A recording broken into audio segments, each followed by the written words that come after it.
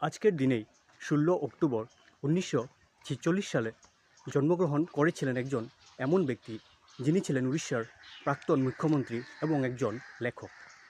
হ্যাঁ, তিনি হলেন শ্রী নবীন পটনায়ক। ওনার পিতাও ছিলেন একজন প্রাক্তন মুখ্যমন্ত্রী উড়িষ্যার। ওনার নাম হলো শ্রী বিজু পটনায়ক, মাতার নাম হলো জ্ঞান দেবী। তিনি তার পিতা প্রাক্তন মুখ্যমন্ত্রী বিজু পটনায়কের নামানুসারে প্রতিষ্ঠিত বিজু জনতা দলের বিজেডির সভাপতি ছিলেন।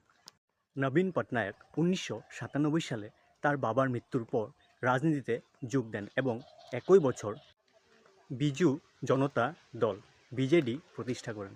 তিনি 2000 সালের 5 মার্চ থেকে 2024 সালের 12 জুন পর্যন্ত টানা 5 বার উড়িষ্যার মুখ্যমন্ত্রী হিসেবে দায়িত্ব পালন করেন।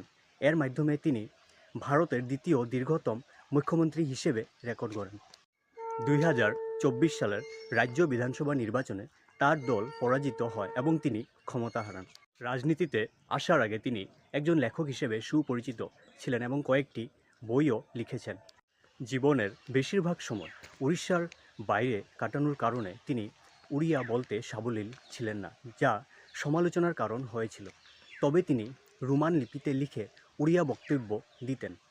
ওনার মৃদু আচরণ এবং দুর্নীতিমুক্ত ইমেজের জন্য তিনি জনপ্রিয় ছিলেন। মুখ্যমন্ত্রী হিসেবে তিনি উড়িষ্যার উন্নয়নে গুরুত্বপূর্ণ ভূমিকা রাখেন।